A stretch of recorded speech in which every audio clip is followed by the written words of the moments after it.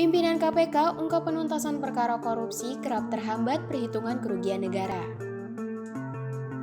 Komisi Pemberantasan Korupsi atau KPK menyebut penuntasan korupsi mengenai pengadaan barang dan jasa terkait pasal 2 dan pasal 3 Undang-Undang Tipikor menjadi persoalan yang cukup menghambat ketika dalam proses melakukan perhitungan kerugian keuangan negara. Terkait hal itu, bukan hanya institusi KPK yang mengalami, namun penegak hukum lain seperti kejaksaan dan kepolisian bila mengusut dugaan korupsi sampai menyangkut perhitungan kerugian negara. 90% lebih perkara di daerah itu menyangkut pasal 2, pasal 3 pengadaan barang dan jasa. Praktis di situ harus ada pembuktian terkait kerugian negara. Ini yang selama ini sering terhambat teman-teman penyidik di kejaksaan daerah itu. Ujar Wakil Ketua KPK Alexander Marwata Rabu 22 Desember 2021. Kata Alex, terkait surat edaran Mahkamah Agung atau SEMA nomor 4 tahun 2016 disebutkan bahwa instansi yang berwenang menyatakan ada tidaknya kerugian keuangan negara adalah Badan Pemeriksa Keuangan atau BPK. Sementara itu, instansi lain seperti BPKP hingga inspektorat terkait dapat melakukan pemeriksaan, namun tidak memiliki kewenangan untuk menyatakan adanya kerugian keuangan negara. Maka itu, kata Alex, terkait proses perhitungan kerugian negara menjadi persoalan pula bagi para penegak hukum. Apalagi yang paling kesulitan penegak hukum di daerah untuk merampungkan penyidikan kasus korupsi karena lamanya proses perhitungan kerugian negara.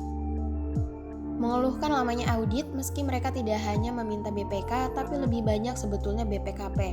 Dari situ saja sebetulnya SEMA ini sudah kehilangan maknanya karena teman-teman penyidik meminta bantuan BPKP untuk audit, ucap Alex. Dalam putusan Mahkamah Konstitusi atau MK menyebutkan bahwa penyidik di setiap instansi penegak hukum terkhusus mengenai korupsi dapat melakukan perhitungan kerugian negara. Alex menjelaskan ketika menuntaskan perkara korupsi seperti pekerjaan fiktif. Untuk kerugian keuangan negara tentu sudah dapat tergambar ketika uang negara sudah dikeluarkan. Namun, ternyata pekerjaan itu sama sekali tidak berjalan atau tidak ada. Apakah masih perlu audit? Wartawan pun pasti sudah bisa hitung kerugian negara ya, sejumlah uang itulah yang dikeluarkan. Berarti tidak perlu audit. Kasarnya seperti itu, ucap Alex. Jadi penyidik juga bisa, hakim dengan bukti pengeluaran uang gak ada imbalannya pasti juga yakin kan begitu? Pertanyaan selanjutnya sebetulnya siapa dalam perkara korupsi itu yang menentukan besarnya kerugian negara yang nantinya akan dibebankan ke pidana? Bukan BPK, bukan BPKP, bukan penyidik dan sebagainya. Tetapi yang menentukan itu hakim lewat putusannya tadi, sambungnya.